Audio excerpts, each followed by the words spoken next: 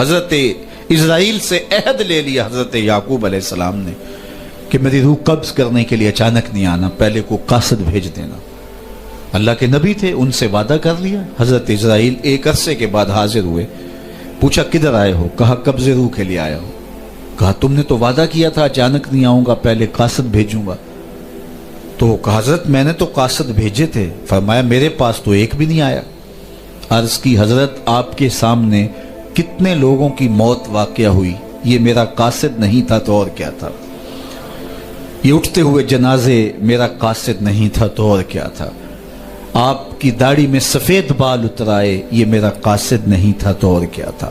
جب بینائی کم پڑنے لگے، جب اعضاء مدمحل ہو جائیں، جب چلتے ہوئے ٹھوکرے لگے، جب بولتے ہوئے لکنت آنے لگے، جب یادداشت کھونے لگے، تو سمجھ لو پیغام موت آ گیا۔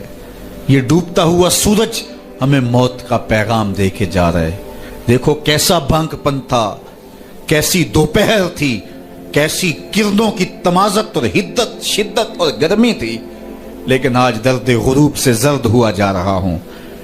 اتنی بڑی کائنات، اتنا بڑا منبع نور کا جو آسمان کے اوپر جگمگا رہا ہوتا ہے، درد غروب سے وہ بھی زرد ہو جاتا ہے۔ دیگرتے دن گیا محمد اوڑک نو ڈوب جانا۔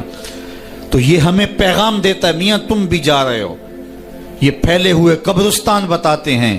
حضرت سیدنا غوث اعظم رضی اللہ تعالیٰ عنہ فرماتے ہیں جاؤ قبرستانوں میں جا کے دیکھو کیسے کیسے حسینوں کی مٹی خراب ہو رہی ہے۔ جو بدن پہ چٹکی بھی نہیں پڑنے دیتے تھے مٹی کی، آج ان کے کفن بھی تار تار ہو گئے ہیں۔ یہ ڈوبتا سورج، یہ اٹھتے جنازے، یہ پھیلی ہوئی قبریں، یہ بڑھاپا، یہ بالوں کی سفیدی، یہ کمر کا خم، یہ آنکھوں کی بینائی کا کم پڑ جانا، یہ اعضاء کا مدمحل ہو جانا، یہ چلتے ہوئے ٹھوکنے لگنا، بولتے ہوئے لکنت لگنا، یہ سب کچھ موت کا پیغام ہے۔ حضرت عمر بیٹھے تھے دربار میں، ایک شخص آ کے کھڑا ہو گیا، یا عمر لا تنسا موتک، عمر اپنی موت کو نہیں بھولنا۔ حضرت عمر یوں کانپتے ہیں جس طرح بید کی شاخ کانپتی ہے۔ اللہ اکبر۔ کہا میاں روز آ جایا کر اور مجھے روز یہ میسج دے دیا کر۔ بھری بزم میں وہ آ کے کہتا ہے عمر موت کو نہیں بھولنا۔ مہینے کے بعد مشاہرہ بھی دیتے ہیں۔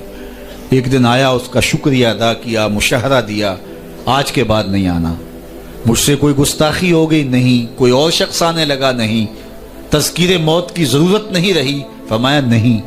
تو پھر مجھے چھٹی کیوں دی جا رہی ہے؟ تو حضرت عمر روئے، داڑھی پہ ہاتھ رکھا، ایک بال الگ کر کے کہا یہ دیکھ میری داڑھی میں سفید بال آ گیا، اب تیرے آنے کی ضرورت نہیں ہے، یہ بال ہی مجھے چین سے نہیں بیٹھنے دے گا۔ ہماری تو پوری داڑھی بھی سفید ہو جائے نا۔ میاں صاحب بولے ہڈیاں کمبن گوڈے کھڑکن تے اڑ گیا لک تیرا، اجے بھی بدیوں باز نہ آئوں جیو مرد دلیرا، فما اصبرہم علی النار۔ اللہ قرآن میں فرماتا ہے لوگوں کا آگ پہ کتنا حوصلہ ہے، کتنا حوصلہ ہے لوگوں کا آگ پہ۔ کہتے ہیں دیکھو دیکھی جائے گی، کہتے ہیں دیکھ لیں گے۔ کوئی کہتا فلاں بخشا گیا تو میں بھی بخشا جاؤں گا، کوئی کہتا یہ جہاں مٹھا اگلا کس نے ڈٹھا، جاؤ قبرستانوں میں پوچھو دیکھا ہے کہ نہیں دیکھا ہے، کتنے کتنے حسینوں کی مٹی خراب ہو رہی ہے۔ تو قبل اس سے کہ وہ وقت آئے کوئی حجت باقی نہ رہے، مجھے اور آپ اپنی زندگی کو اللہ کے حضور سپرد کرنا ہے، اور موت کا ذائقہ ہر ایک نے چکھنا ہے قبل اس سے کہ وہ وقت آ جائے اور پھر پچھتاوا ہو۔ آج میں اور آپ اپنی زندگی کو اللہ کے حضور پیش کرنے سے پہلے اپنے آپ کو تیار کریں۔ دو چیزیں دل کا زنگ اتارتی ہیں، کثرت کے ساتھ موت کی یاد اور قرآن مجید کی تلاوت۔ ادارت المصطفیٰ کی فکر لوگوں کو معاد سے جوڑنا اور کتاب اللہ سے ان کو مربوط کرنا ہے، اور اسی فکر کے اوپر ملک کے بلکہ دنیا کے ایک ایک گوشے پہ اس پیغام محبت کو پھیلایا جا رہا ہے، تاکہ اگر ہم اپنے دلوں کو مصفہ کرنا چاہیں، اپنے باطن کی پاکیزگی اور طہارت کا سامان کرنا چاہیں، تو ہمیں یہ کرنا ہوگا۔ اور یہ نسخہ دلوں کی پاکیزگی کا، دلوں کی صفائی اور ستھرائی کا، یہ ہمارا کوئی ایجاد کردہ نسخہ نہیں ہے، یا کسی سنیاسی بابے کا نسخہ نہیں ہے، یہ دل و قلب و نگاہ کے مرشد اولین کا بتایا ہوا نسخہ ہے، دلوں کے طبیب کا بتایا ہوا نسخہ ہے کہ اگر آپ اپنے دل مصفہ کرنا چاہیں، باطن صاف کرنا چاہیں، تو قرآن مجید کی تلاوت اور کثرت کے ساتھ موت کی یاد یہ تمہارے دلوں کو پاک کر دے گی۔